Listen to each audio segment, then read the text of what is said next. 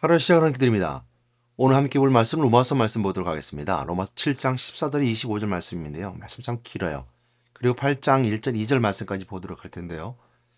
이 말씀이 이제 8장 1절 2절 말씀이 귀 기울이고요. 7장 14절로 25절 말씀은 앞에 대한 설명입니다. 그런 의미에 봤을 때 14절 25절 말씀 함께 보도록 하겠습니다. 우리가 율법에 신령한 줄 알거니와 나는 육신에 속하여 죄 아래 팔렸도다. 내가 행하는 것을 내가 알지 못하노니 곧 내가 원하는 것은 행하지 아니하고 도리어 미워하는 것을 행함이라. 만일 내가 원하지 아니하는 그것을 행하면 내가 이로써 율법에 서는 것을 시인하노니 이제는 그것을 행하는 자가 내가 아니요 내 속에 거하는 죄니라. 내 속에 곧 내 육신에 속한 것이 거하지 않은 줄을 아노니 원함은 내게 있으나 선을 행하는 것이 없노라. 내가 원하는 바 선은 행하지 아니하고 도리어 원하지 아니한 바 악을 행하는도다. 만일 내가 원하지 아니하는 그것을 하면 이를 행하는 자는 내가 아니요 내 속에 거하는 죄니라.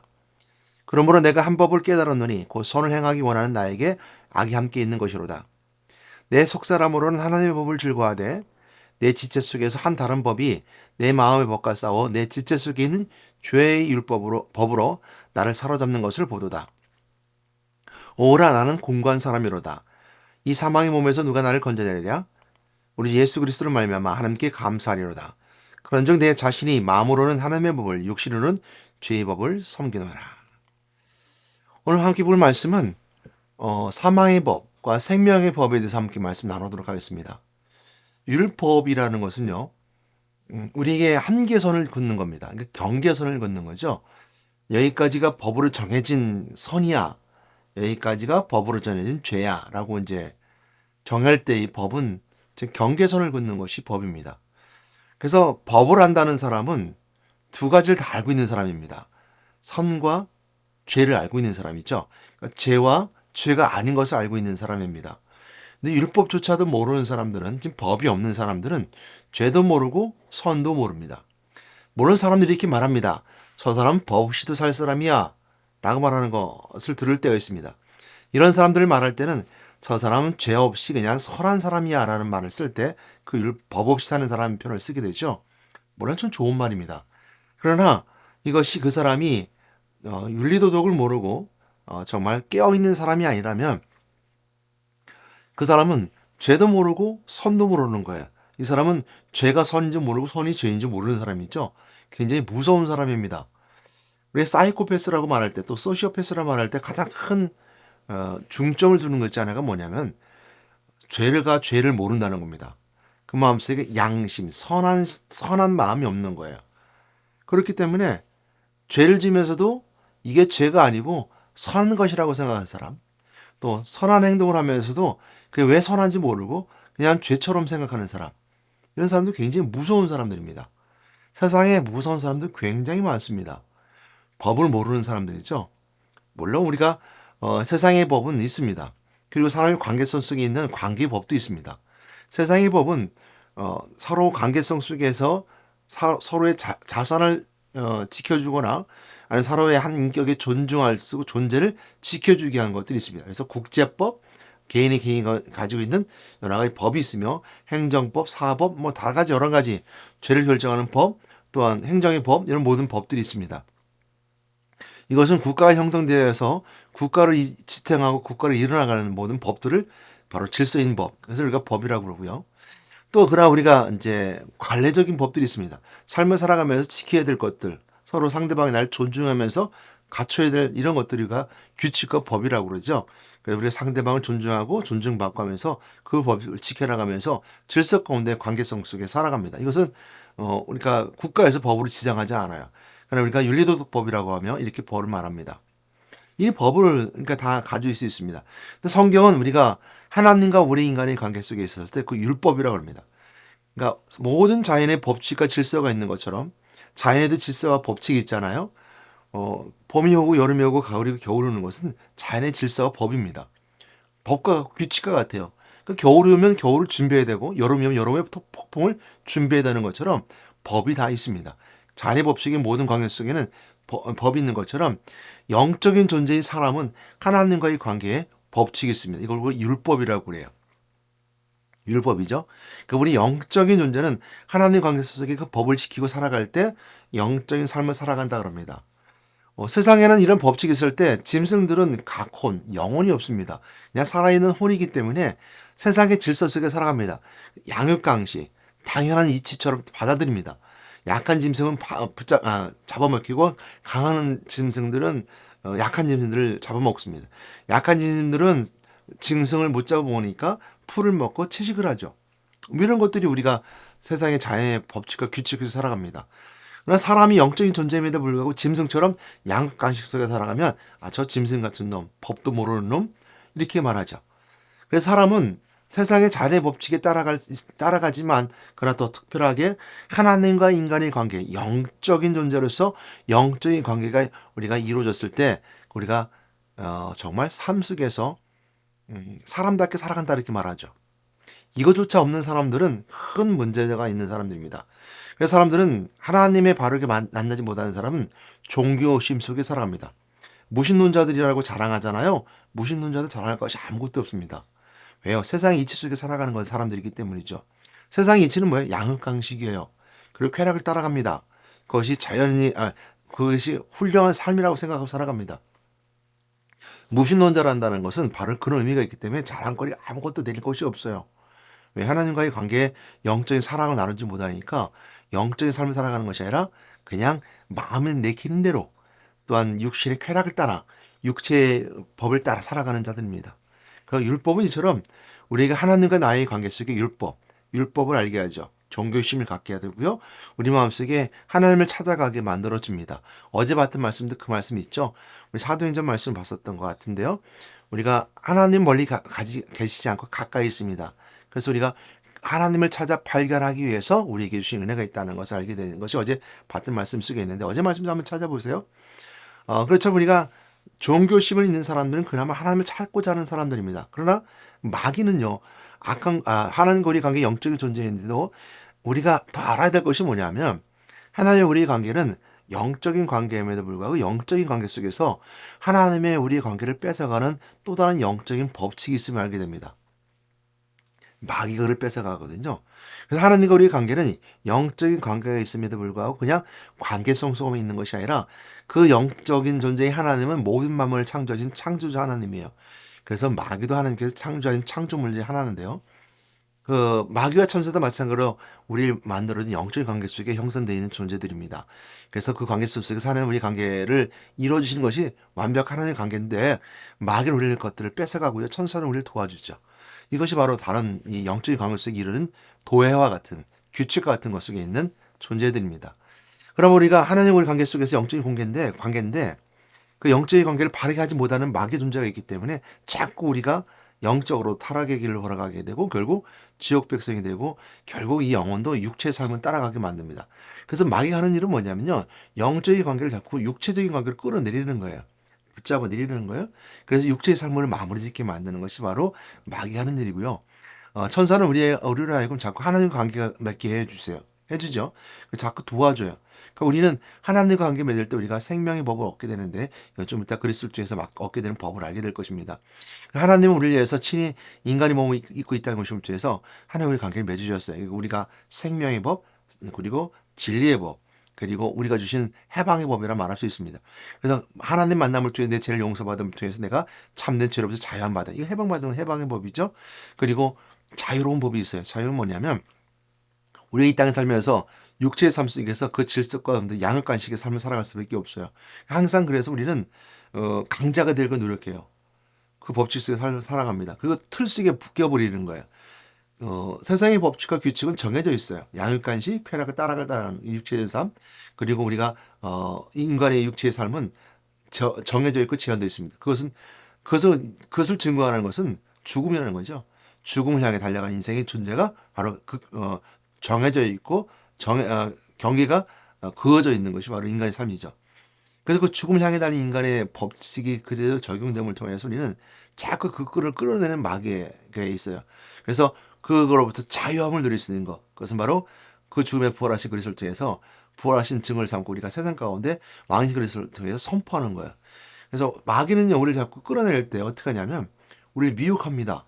그래서 정신없게 만들어요. 그 세상 가운데 우리가 질서 속의 삶을 살아가지 않냐고 자꾸 마귀에 붙잡혀 영적으로 이렇게 붙잡힌 바 돼서 자꾸 정신없이 마귀 붙잡히는 데서 귀신 들린 자처럼 삶을 살아갈 때는 정확히 붙잡혀서 끌려간 자들의 모습이에요. 그 해방받을 수 있는 것은 바로 왕 대신 그리스도를 선포할 때 해방받을 수 있는 겁니다.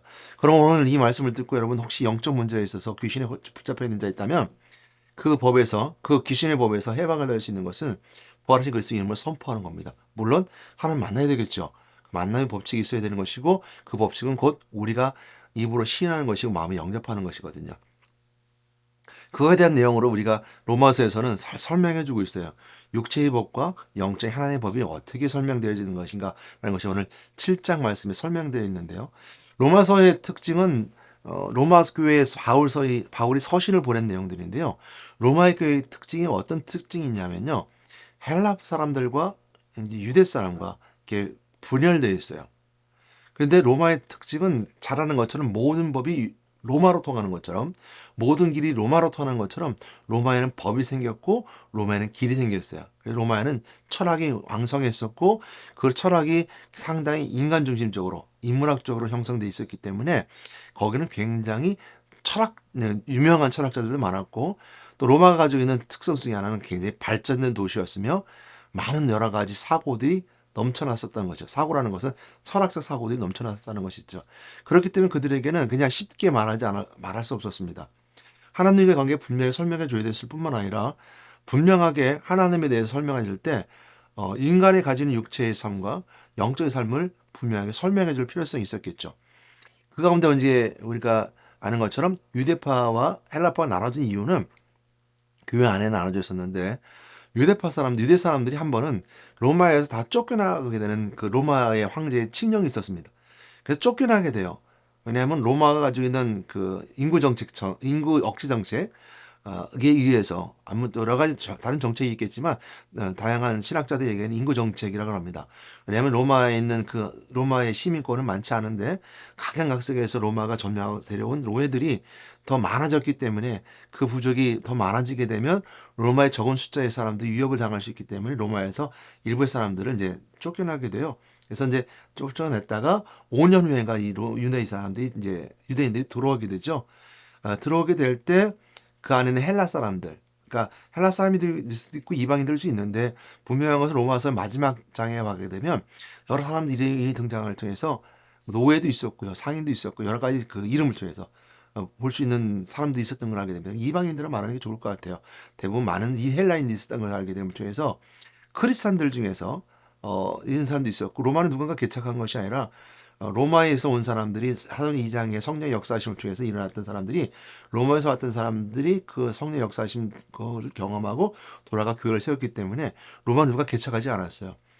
그럼에도 불구하고 훌륭한 선교의 교도부였기 때문에 사도 바울은 거기에 욕심을 냈고 결국 사도 바울은 이제 죄인이 끌려가 로마에 입성하게 되지만 자꾸 가고 싶어 했어요.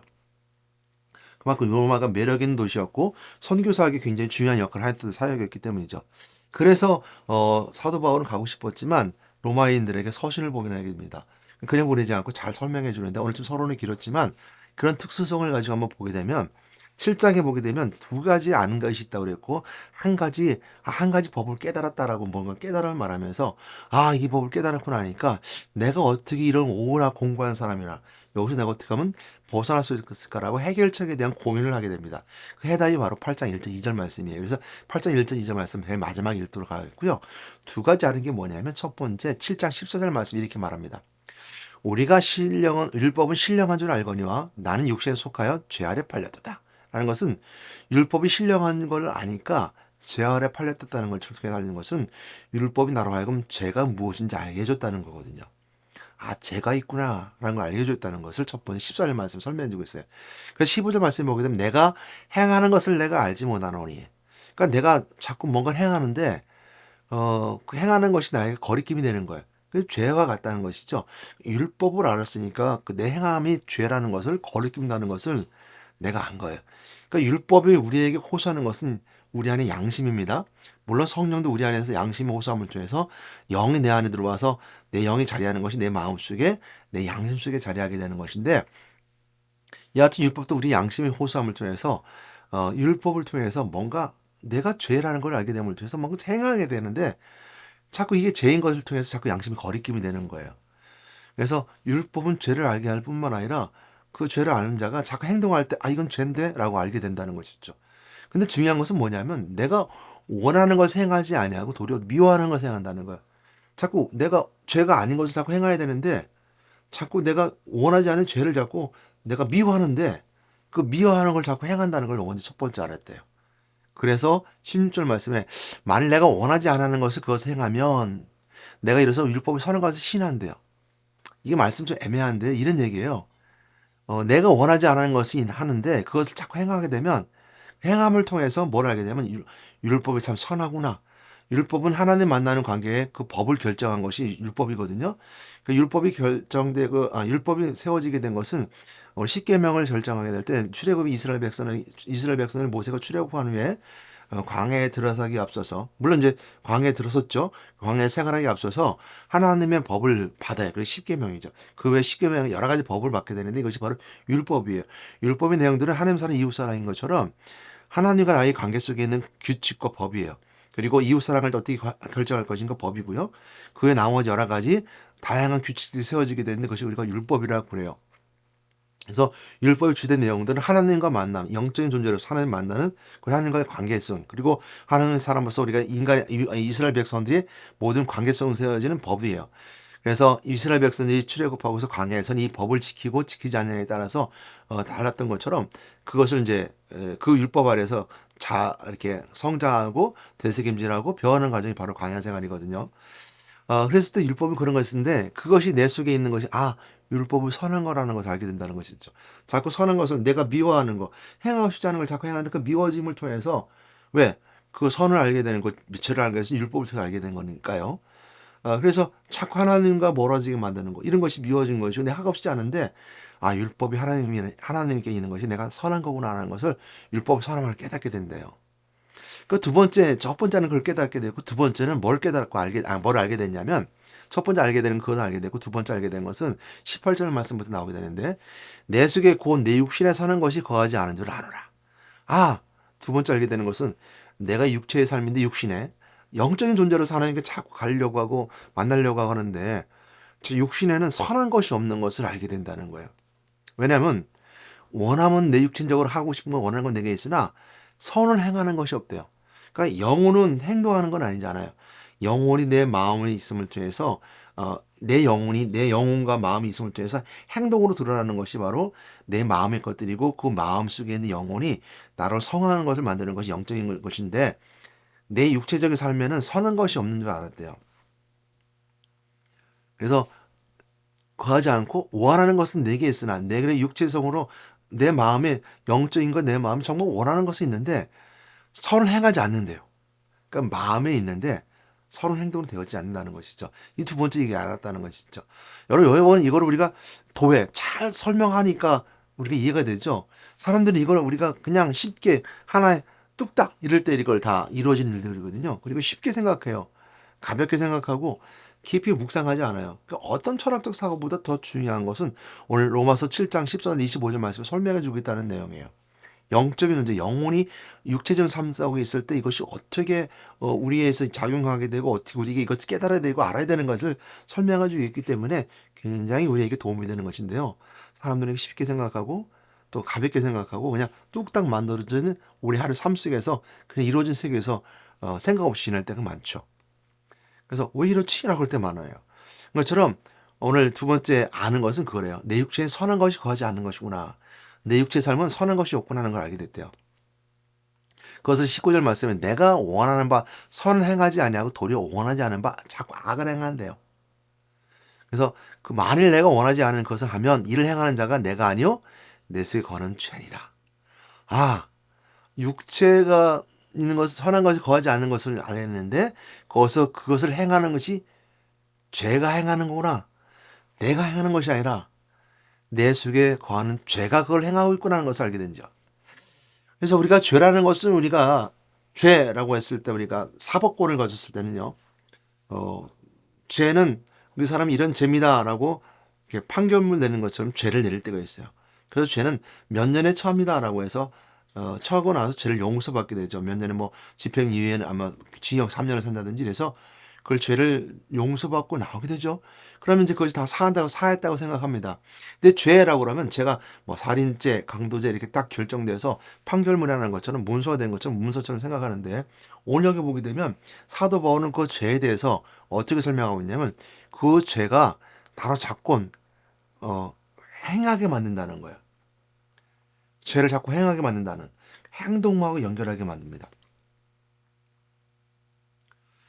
우리 사람들이 생각할 때 이렇게 생각할 수 있어요. 죄가 있으니까, 죄가 있으니까 난 죄인이야. 라고 하고 생각하는 쉽게 한 문서화된 죄처럼, 그 언제든지 내가 빼버리면 빼버릴 수 있어. 그냥 내가 안 하면 할 수 있어. 라고 하는 것이 아니라 사도 바울은 자꾸 내 육체의 삶을 따라가게 만드는데, 자꾸 원하지 않는 걸 자꾸 행하는데, 내가 막을 수 없다는 거거든요. 내가 억제할 수 없다는 거예요. 근데 그것이 자꾸 내가 하는 것이 아니라 내 속에 죄가 자꾸 이렇게 만들어 간다는 거예요. 그러니까 죄가 자꾸 움직인다는 것이고, 나를 격동시킨다는 것이고, 나를 자꾸 이끌어 간다는 거예요. 내가 원하지 않는데 자꾸 끌고 간다는 거예요. 그러니까 내가 원하지 않는 거예요. 내가 죄를 통제할 수 있는 게 아니거든요. 사람들이 생각할 때 살인죄, 강도죄, 이것 사람들이 얼마든지 통제할 수 있어라고 생각하지만, 그러지 못한다고 사도 바울은 말하고 있어요. 그 죄라는 것은요, 우리가 사법과 연결하지 않고 오늘 율법과 연결함을 통해서 할 수 있는 것은 죄는 하나님을 떠난 것이 죄예요. 그리고 하나님을 모르는 게 죄예요. 왜? 떠났으니까 모르는 거죠. 그러니까 하나님을 아는 것이 바로 의예요. 오늘 율법이 우리를 알려주고 있는 거예요.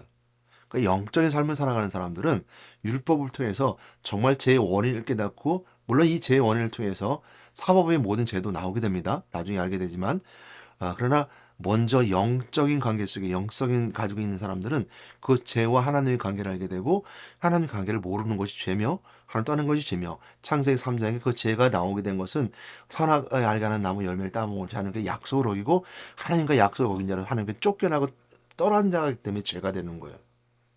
하나님께서 우리에게 등을 돌린 것이 아니라 내가 하나님으로 등을 돌리게 된 존재가 된 게 바로 죄라는 거예요. 이걸 설명해 버린 죄입니다. 그럼을 통해서 죄는 우리가 어떻게 막을 수 없다는 거예요. 우리 속에 죄가 자꾸 행동하게 만든다는 걸 두 번째 깨달았다는 거예요. 그래서 세 번째 우리가 이 법을 알았다는 건 뭐냐면 사도 바울이 그런데 한 가지 법을 알았대요. 하나님과 우리 인간의 관계 속에, 아니 영적인 존재로서 율법을 통해서 영적인 관계 속에 영적인 법을 깨달았다는 거죠. 그래서 21절 말씀에 그러므로 내가 한 법을 깨달았노니 했어요. 얼마나 놀라운 일입니까? 이 법을 깨달은다는 것만큼 성숙한 자입니다. 두 아이가 서로가 이야기를 나누고 있어요. 아직 초등학교를 들어가지 않은 아이니까 이제 더합셈, 곱셈을 알려주고 있어요. 자, 해보자. 1 더하기 1은 뭐야? 2. 사가 하나가 있고 사가 하나가 있으니까 두 개 합치면 하나, 둘, 두 개지. 그렇지. 맞아요. 그러니까 이제 하나, 둘, 사가 놓을 땐 상관없는데 사과를 다 먹어버렸어요. 그러니까 아이들이 그럼 손가락까지 합니다. 7개 더하기 8개는, 7개 더하기 3개는 몇 개야? 그러니까 손가락으로 셉니다. 7개에서 하나, 둘, 3개 더하니까 10개네? 하나, 둘, 셋, 넷, 다섯, 여섯, 일곱, 10개네? 이랬습니다. 그래, 잘했다. 해서 했어요. 자, 근데 그러면 10개에서 5개를 더하면 몇 개야? 10개에서 5개? 5개 없으면 발가락 들어야지? 하다가 이제, 이렇게 하나, 둘, 셋 던 아이가 이제 언니가 이렇게 가르쳐줍니다. 자, 우리 곱셈 배워볼까? 곱셈이 뭐야? 두 개가 있으면 4개가 되지. 2 곱하기 2는 4야. 라고 알려줬습니다. 그 다음에 8 곱하기 8은, 아니면 5 곱하기 5는, 5 곱하기 5니까 열이네? 아니야. 곱셈은 5 곱하기 5는 5, 5, 25가 되는 거야. 라고 규칙을 알려줍니다. 법칙이죠.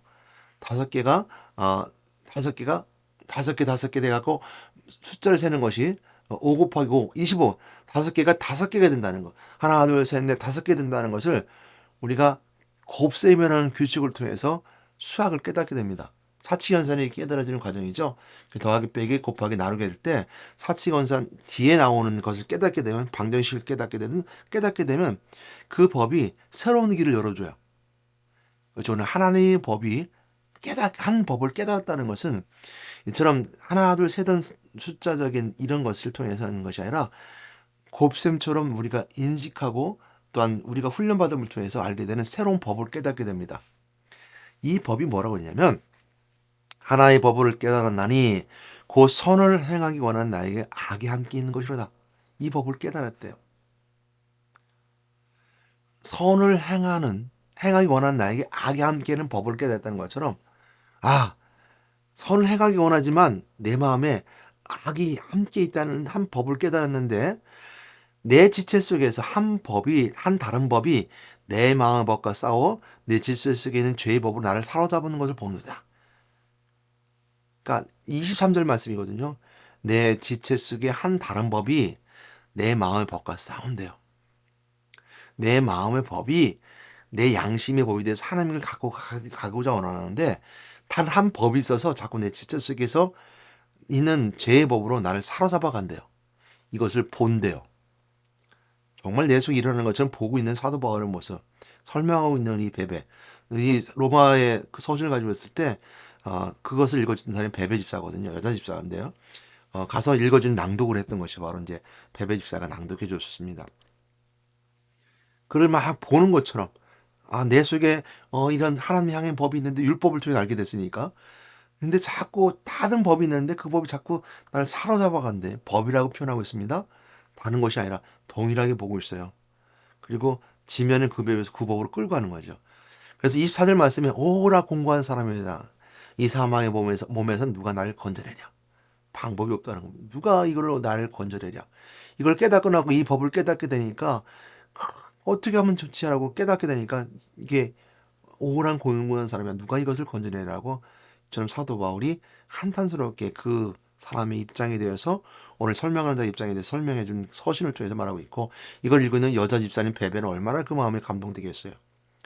이 사망의 몸에서 누가 나를 건져내랴 라고 영국 톤으로 말했을지도 모르겠어요.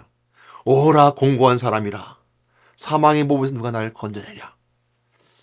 로마의 원형 극장에서 말할 수 있지 않았을까요? 그러지 않았을 것 같고, 로마 여러 가지 교회가 있었습니다. 그러니까 노예들이 아니면 상인들이 아니면 헬라 또 유대에 나눠진 사람들이 서로 각자 교회 각자 달란트들이 있었지만, 이 베베 집사 같은 다 모여서 함께 모여서 집회를 했을 것 같아요. 그래서 같이 거기서 읽어줬다라고 생각할 수 있습니다. 그래도 원형 극장 같은 데서 뭐 이렇게 읽어줄 수 있겠죠. 그래서 25절 말씀에 우리 주 예수 그리스도를 만나 하나님께 감사한대요. 그러니까 내가 그리스도 안에서 감사한대요. 그러니 내 자신이 마음으로는 하나님의 법을, 육신은 죄의 법을 섬기노라 안 했습니다. 그러니까 죄의 법이 있는데 그건 육신의 법이고, 마음의 법은 하나님의 법을 섬긴대요. 그건 마음에 믿어 의에 이르고 입으로 시원하여 구원에 이른다는 말씀 속에 있습니다. 그 예수 그리스도를 말하면서 감사한대요. 그러니까 마음의 법과 이 24절 말씀, 23절 말씀이 그 말씀하잖아요. 내 마음의 법이 있는데, 그러니까 21절 말씀, 한 법을 깨달았는데, 선을 행하기 원하는 나이가 악이 함께 있는데 뇌의 속사람 하나님의 법을 즐거워한대요. 속사람은 내 마음의 법은 하나님의 속사람은 하나님의 법 율법을 즐거워하고 좋아하는데, 내 마음의 법은 다른 마음의 죄의 법이 있어서 자꾸 그걸 사로잡아 간대요. 그래서 율법이 완성되신 그리스도가 우리 속에 들어와서 마음의 함께 있음을 통해서 죄의 법으로 끌려가지 않게 하는 것이 바로 내 마음 예수 그리스도의 마음의 법이에요. 감사하대요. 그래서 내 자신은 마음으로는 하나님의 법을 섬긴대요. 그런데 육신은 자꾸 죄의 법을 섬긴대요. 이거 우리가 마음에 믿어 이르고 입으로 시원하게 구원에 있는 법은 그리스도 통해서 내 마음이 구원받았어요. 근데 자꾸 삶의 속의 행동은 구원의 법을 받은 사람은 행동이 되어지지 않는 거예요. 되어지지 않는 거예요. 감사해야 된대요. 그러나 성경은 우리가 거기에 그치지 않아요. 8장 1절 2절 말씀이 해답인데요. 그 말씀 하여다가 함께 보도록 하겠습니다. 그러면 이제 그리스도 예수 안에 있는 자에게 결코 정죄함이 없나니, 이는 그리스도 예수 안에 있는 생명의 성령의 법이 죄와 사망의 법에서 너를 해방하였습니다. 아멘. 이것이 오늘 사도 바울이 강력하게 우리에게 주장하고 있으며 로마 교회의 성도들에게 강력하게 주장하는 말씀입니다. 그걸 읽어주는 베베 집사가 얼마나 기뻤겠어요. 그리스도 예수 안에 있는 자는 결코 정죄함이 없다, 이거거든요. 그리스도 예수 안에 있는 자, 내 마음이 그리스도 안에 있고 내 육신의 교회 안에 있어서, 그리스도 안에 있는 것은 바로 그 교회 안에라는 것은 몸 대신 그리스도, 예수님께서 주님 그리스도시요 살아계신 하나님 아들이라고 고백했던 그 반석 같은 교회, 내 교회를 세우리니 할 때 그 교회 안에 있는 자는, 육체가 교회 안에 있는 자는, 마음은 그리스도 안에 있고 육체가 교회 안에 있는 자는 결코 정죄함이 없대요. 교회라는 그리스도 안을 말하고 있고요.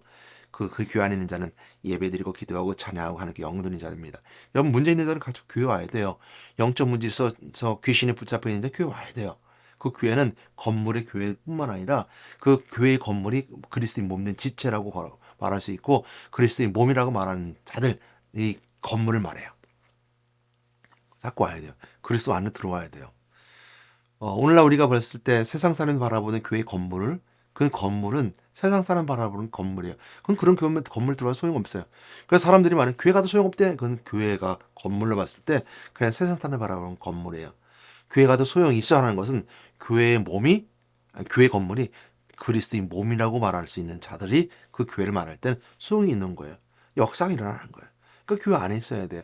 그래서 그리스도 예수 안에 있는 자는 마음이 생각이 그리스도 안에 있어서 내가 마음에 믿어 의를 입으로 시인하여 구원이 있는 것처럼 내가 마음이 그리스도 안에 있을 때는 정죄함이 없는 거예요. 용서받는 거예요. 근데 마음이 자꾸 죄를 따라가게 되잖아요. 그건 우리가 인생에 따라 살아갈 때 자꾸 흔들릴 수 있는 거예요. 마음이 우리가 딱 점을 듯이 찍어서 그 점대로 가는 것이 아니라 그 마음은 자꾸 움직여요. 인생 때는 그래요. 영생에 가는 그렇지 않습니다. 죽으면 마음은 움직일 수 없어요. 인생 때는 자꾸 마음이 흔들리게 되어 있어요. 그러니까 자꾸 그리스도 안에 있으려고 노력해야 되죠. 그러나 그리스도 안에 있을 때 결코 정죄함이 없대요. 우리가 용서하신다는 은혜거든요. 제 십자가 안에 있는 자들에게 용서의 은혜가 있어요. 하나님만 자는 십자가 은혜를 누릴 수 있고요. 제사장 그리스도의 은혜를 통해서 우리가 용서해 주는 거예요. 정죄 없다는 걸 그거고요. 이는 그리스도 예수 안에 있는 생명의 성령의 법이 그리스도 예수 안에 있는 생명의 성령의 법이 교회 안에 있는 생명의 성령의 법이에요. 생명의 법. 그리스도 안에. 그래서 예수님께서 공생의 시간에 바리새인과 서기관들이 예수님을 자꾸 예수님을 자꾸 시비 걸고 또 자꾸 문제 삼았었잖아요. 그랬을 때 그들이 가장 중요했던 게 뭐냐면 안식일의 법을 지켜라. 우리가 교회 안에 있을 때 그 법인데요. 그런데 예수님께서는 뭐였어요? 내가 곧 안식일이다. 내가 곧 율법의 완성이다라고 설명을 통해서 그리스도 안에 있는 자의 참된 자유임을 누릴 수 있는 것. 그리고 그리스도가 참된 생명임을 통해서 안식일의 생명이신 그리스도를 선포하는 것. 그것이 받는 자유고 은혜고 법의 완성이라는 걸 설명을 통해서 생명의 성명의 법을 완성하셨어요. 그러므로 그리스도 안에 있는 자는 마음이 정죄함을 받을 수 있을 뿐만 아니라 교회에 있는 자는 생명의 성령의 법이 그리스도의 법으로 예배드리고 찬양하고 기도하는 것을 통해서 성령의 법이 선포되는 거예요. 그래서 죄와 사망의 법이 너를 해방했대요. 죄와 사망의 법이 나를 자꾸 사로잡아 끌어가도 너를 해방했대요. 그것이 우리가 가장 궁극적인 모습 속에 보는 죽음을 넣어서 부활하심을 통해서 부활하신 그리스도로 참된 자유를 누리는 해방이 바로 그곳에 있습니다. 그래서 인생의 따위 삶에 국한된 경계의 한계, 죽으면은 경계가 한계를 두고 간 사람들이 부활하신 그리스도를 통해서 우리가 참된 자유함을 누릴 수 있는 것은 영생의 삶을 바라보기 때문입니다. 교환인 자는 영생의 삶을 바라보는 자들이에요. 그리스도를 바라보는 자는 영생의 삶을 바라볼 뿐만 아니라 생명의 성령의 법을 선포하고 누리는 자들입니다. 그리고 교환인 자들은 생명의 성령의 법을 함께 나누고 그리스도 안에 있는 자들이 곧 교회 안에 있는 자들입니다. 그럼 우리가 항상 우리 안에서도 자꾸 어떻게 돼요? 한 가지 법을 자꾸 누려야 됩니다. 그 법은 하나 둘 셋 넷 숫자로 되는 것이 아니라 정확하게 그리스도라고 하는 그 전자 제상 왕이라는 그리스도의 원을 딱 곱셈 나누듯이 정확하게 우리가 공식처럼 붙잡고 있음을 통해서 빠르게 어려움 속에서 내 마음에 그냥 하나 둘 셋 넷 숫자 사과 숫자 세듯이 손가락 숫자 세듯이 세는 것이 아니라 어떤 문제가 오더라도 이겨나갈 수 있게끔 무장하는 것처럼 이처럼 그리스도로 무장해야 된다는 것입니다. 그러기 위해서 우리가 끊임없이 우리가 다른 말로는 우리가 세뇌하라고 그러는데 세뇌하는 말보다는 자꾸 훈련해야 됩니다. 곱셈도 훈련해서 막 머리 박혀놔야 장사하는 거예요. 그죠? 곱셈 못하면 장사 못하지 않습니까? 나눗셈 못하면 우리가 장사 못하지 않습니까? 우리가 사치연산 넘어서 우리가 방정식 모르면 우리가 의학이나 과학이나 모든 걸 해나가지 못하잖아요. 그처럼 더 성숙하기 위해서는 척척척척 나오는 은혜의 말씀을 써야 됩니다. 오늘도 생명의 성령의 법이 죄와 사망의 법을 해방했다는 말씀 붙잡고 오늘도 해방 가운데 참된 자유를 누리는 여러분 되시기를 주님의 뜻드리고 건면합니다. 축복합니다. 기도하겠습니다. 사랑과 은혜가 많으신 하나님 감사합니다. 은혜 가운데 함께 주셔서 너무 감사드리고 사망의 생명의 법에서 죄와 사망의 법에서 생명의 성령의 법을 통해서 해방받았음을 고백합니다. 오늘 이 시간 자꾸 우리를 끌고 가는 어둠의 세력 사망의 법 우리를 자꾸 끌고 가지만 우리가 지킬 수 있는 능력 허락하셔서 탁탁탁탁 말씀 한 군절에도 분명히 붙잡고 탁탁 하나님 만나는 선지자 되신 그리스도, 또한 제사함 받는 제사에 되는 그리스도, 또한 부활에서 선포함을 통해서 왕신 그리스도, 만왕에서 선포해서 우리 참된 자유함 드리는 거, 이것이 바로 구원받은 은혜라는 걸 고백하면서 구원받은 자로 하나님 자녀요, 또 우리가 복받은 자요, 또 하나님의 자녀뿐만 하나님 백성이요, 또한 우리가 항상 하나님 백성으로 항상 임마누엘 하신 그리스도 은혜가 있으며, 또한 항자나 승리할 수 있으며 우리에게는 권세가 있으며 이런 것을 우리 항상 누리며 살아갈 수 있는 저들. 그래서 탁탁탁탁 사치연설주에서 계산해나가는 것처럼 이런 생명의 법의 규칙들을 탁탁탁탁 해나감을 통해서 사망의 생명의 법을 이겨나갈 수 있는 저희들에게 저희도 인도하시고 청년 축마로 함께 하실 뿐만 아니라 성도인으로 또 그리스도의 은혜로 이겨나가게 인도해 주시옵소서. 우리 예수 그리스도의 이름으로 기도드렸습니다. 아멘.